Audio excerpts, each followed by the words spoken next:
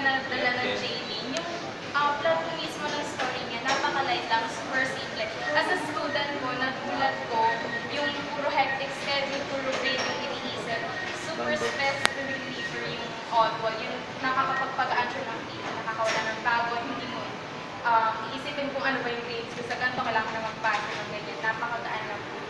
And yung fact po na, aside po na hindi lang sa kakiligan ng JV, umiikot yung story, meron po dun na yung about sa family relationship. And ang pinakagusto ko pong part, yung pinakita yung Filipino value na bayanihan. Yung ginawa ng mga taga-tenement po no, para kay Tatang Sol.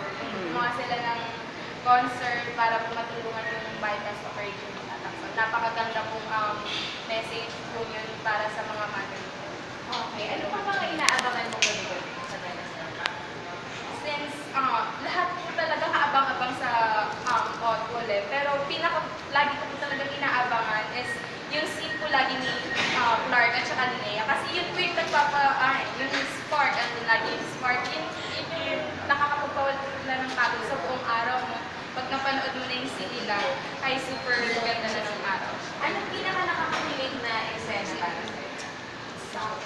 Super kinikilig ko talaga ako dun sa yung kiss in the rain po nila. Yung Kiss in the rain. babalikan ka. Super panalo po yun. Push na push. Achieve na achieve. Aside doon, ano pa? Meron pa ba yung isip na nakakakilig? Yung nakasing po si Clark. Yung scene nila dun, yung hopia bed scene nila. Yung Hopia lagi, bed. ang lakas po makahopia ng dalawa eh. Pero pag bumanat na pupawin ko. Ikaw ba ay Team Jigs o Team Clark? Yung Clark po ako eh. Pero believe po ako sa confidence ni Jigs. Okay. Kung may message ka kay Jigs, ano yun? Alam mo, Jigs, dati ayaw ka namin papuntay ng US eh. Pero ngayon, free ka na mag-stay sa US. Huwag ka na bumalik ng Pinas. Pwede mo na yun dyan. Mag-stay na kay Jan Tita siya. Okay. Kay Leia naman ang Clark. Leia, Clark, gusto huwag na kayong TNT ng TNT. Grabe na yan ha. Taig niyo pa yung mga TNT sa